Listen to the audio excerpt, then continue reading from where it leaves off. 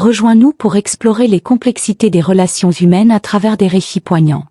Aujourd'hui, découvrez l'histoire d'un homme pris dans une spirale d'injustice et de sacrifice, qui se bat pour tourner la page et retrouver la paix.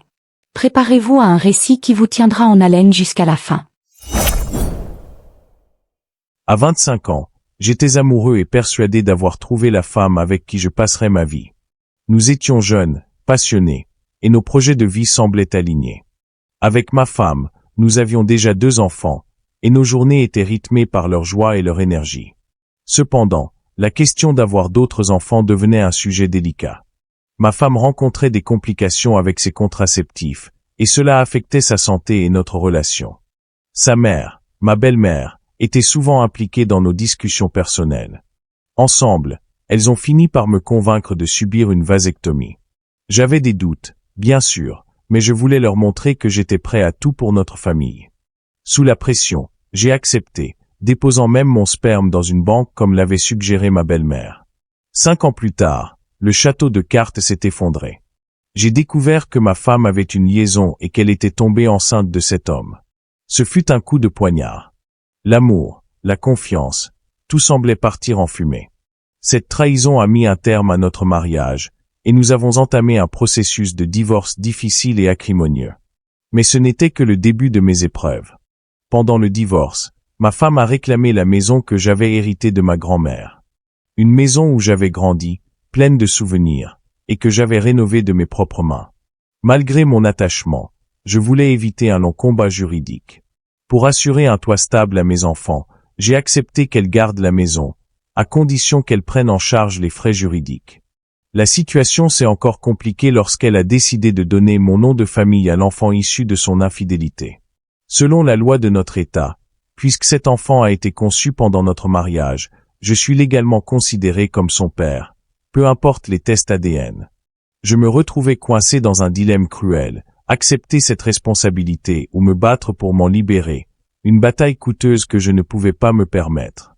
Malgré tout, je versais une pension alimentaire pour cet enfant et essayais de garder une certaine paix dans nos relations de coparentalité. Avec le temps, j'ai réussi à reconstruire ma vie. J'ai rencontré une femme incroyable, pleine de compassion et d'amour, avec qui j'ai finalement décidé de me fiancer. Elle m'a aidé à retrouver le sourire et m'a soutenu dans mes épreuves. Pourtant, cette nouvelle relation a ravivé les tensions avec mon ex-femme. Elle a commencé à remettre en question notre accord de garde et à m'accuser publiquement de négliger notre fils. Les réseaux sociaux sont devenus son champ de bataille, où elle ne cessait de ternir mon image. Mon ex-femme insiste pour que je prenne cet enfant avec mes 2 autres enfants lors des week-ends, me pressant de m'impliquer davantage. Même ma fiancée, pourtant bienveillante, pense que je devrais envisager cette option pour le bien de l'enfant. Elle voit en lui une victime innocente et veut lui offrir un foyer aimant. Je comprends leurs arguments, mais une partie de moi résiste. Pourquoi devrais-je porter le poids des erreurs de mon ex-femme et de cet homme qui a refusé ses responsabilités? Pourquoi devrais-je être vu comme le père alors que tout le monde sait que ce n'est pas le cas? La pression sociale est intense. Mes amis, ma famille, et même mes enfants me questionnent. Pourtant, je fais déjà des efforts. Je m'assure que cet enfant ne se sente jamais exclu. Je l'emmène au cinéma avec mes enfants, je lui offre des cadeaux pour Noël et son anniversaire. Mais accepter d'être son père officiellement, cela dépasse mes limites. Je suis prêt à faire davantage, mais seulement si mon ex-femme agit pour que le père biologique assume son rôle. Est-ce déraisonnable de vouloir qu'elle reconnaisse ses erreurs avant de me demander de faire des sacrifices supplémentaires?